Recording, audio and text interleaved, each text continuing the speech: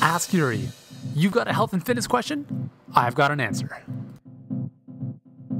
Yo, all right, today's question comes from Yesenia, who, which is a very cool name by the way, who is talking about cravings. Again, I'm paraphrasing this because it's a very long question, so I'm going to put it up right here.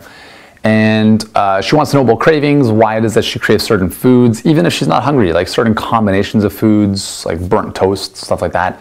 Why does this happen? Well, again, it's tough. Like with my previous video on the paleo diet and cold feet, it doesn't necessarily mean they're related. There can be a lot of different reasons for cravings. Now I'm going to just talk about one that I think is very pervasive, which is simple conditioning, all right? Let's say, and again, I'm just sharing this because I'm a victim of it, right? So let's say your favorite show's on TV. Like for me, Vampire Diaries, like I know it's a damaging omission. I really enjoy Vampire Diaries. Don't ask me why, I do. Let's say it's Vampire Diary night. For whatever reason, that's the night where I just say, hey, you know what? I feel like a pizza tonight, which I don't eat as much of anymore than I used to. But I really have to catch myself because there's nothing about, like it's not like Thursday nights, I have this set time where I have a craving physiologically. It's simply because I know it's a special show and for whatever reason, I've conditioned special shows with special foods. That's it. That's literally as simple as it is. Now it's simple, but it's tough to break. So you have to be aware of, first of all, why that's happening. So you have to look at situations in your life where when and why, or first of all, when are you craving things? Secondly, what are those things you're craving? And try to identify something about the situation that has a series of events over your life led you to make that connection of I eat this when this, right? I feel sad, I feel upset, I feel stressed out, therefore I eat this.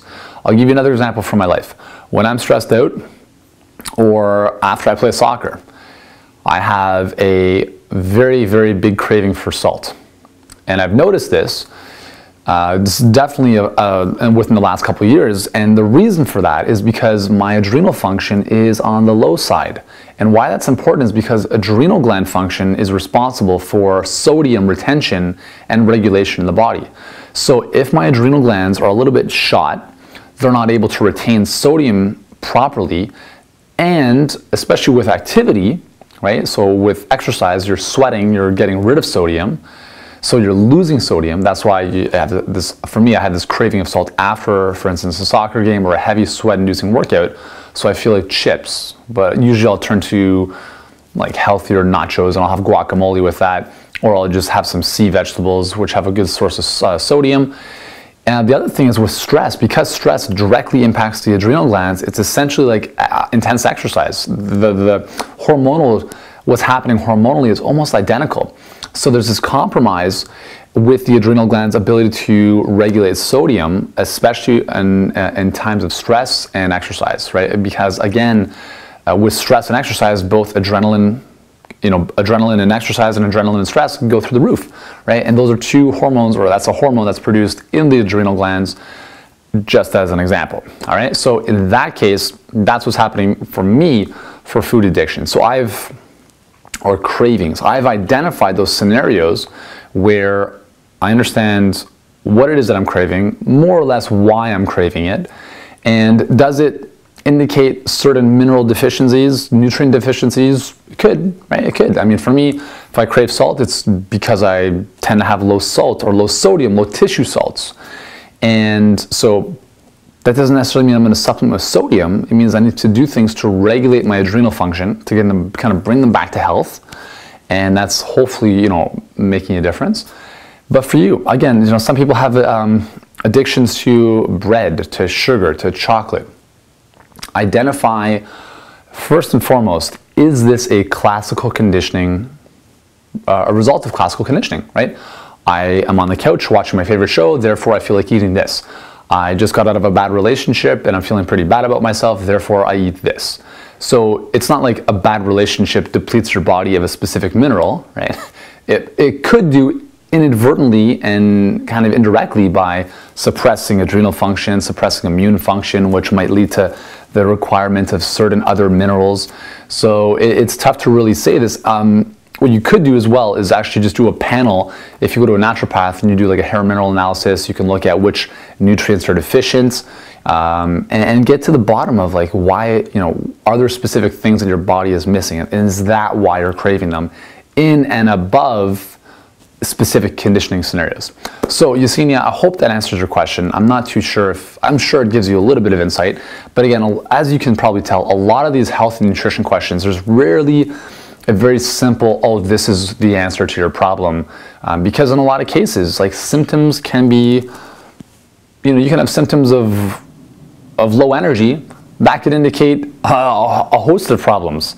It could indicate adrenal fatigue, cancer, blah, blah, blah, blah, blah, blah, blah. So just because you have low energy, it's tough to say what it is. But hopefully this will give you some insights. And again, you really need to experiment on yourself.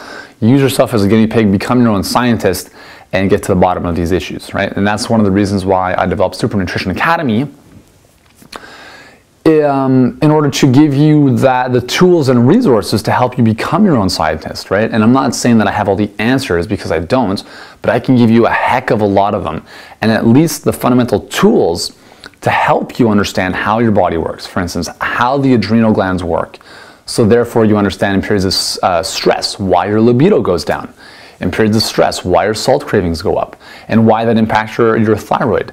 And when you understand the underlying principles of how your body works from the inside out, you're able to make better food choices, and you're able to understand how food impacts your body. So it's really phenomenal. There really is nothing like this. I keep saying this, we spend so much time learning about ridiculous stuff in school, history that we're never going to use ever again, and kids get stressed out because they can't remember the date of the War of 1812. Like, who cares? No one's ever going to be using that in their real life ever. The two most important things I feel we need in our lives are a better understanding of health and better understanding of finances, none of which are taught in school in an applicable manner. So that's why I developed Super Nutrition Academy, to tackle at least the health side, so that everyday people can have a much better understanding of how their own freaking body works, okay? You can learn about it at supernutritionacademy.com. Again, it's not for everyone. It's only for serious people who want to learn about their health. But if that's you, you're going to love it. So that's it. Check it out, supernutritionacademy.com. Go there now, check it out, and I will see you in the next video.